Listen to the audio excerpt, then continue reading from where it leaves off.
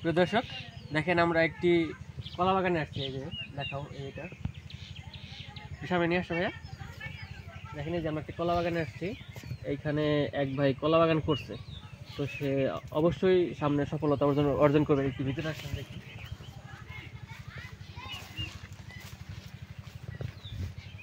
মাশাআল্লাহ, এই দেখেন কলা বাগানে দেখেন কতগুলি কলা ধরছে। দেখেন এটা আসলে মূলত হচ্ছে সবরি কলা, যেটা আমাদের মানিকগঞ্জের ভাষা বলে। আর এই কলাটার অনেক চাহিদা, আর এটার চাহিদাটা অনেক ভালো, এর জন্য এটার চাহিদা বেশি কারণে এটা প্রজেক্টটা করতে। দেখেন তাও কয় হাত, 4 হাত 5 পাশ দূরত্ব করে কলা গাছটা বলছে।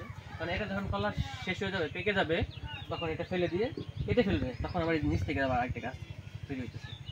এখানে যত দূর যাবেন প্রত্যেকটা গাছেই কলা ধরছে। দেখেন ও যে যত পর্যন্ত দেখা যায় প্রত্যেকটা গাছেই। আরেকটা আরেকটা মজার বিষয় হচ্ছে, দেখেন এই যে পাশে, দেখেন এই যে পাশে দেখেন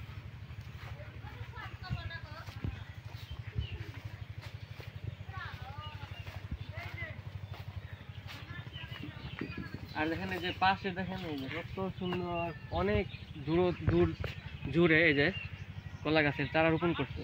এটাও বড় হয়ে যাবে মাশাআল্লাহ।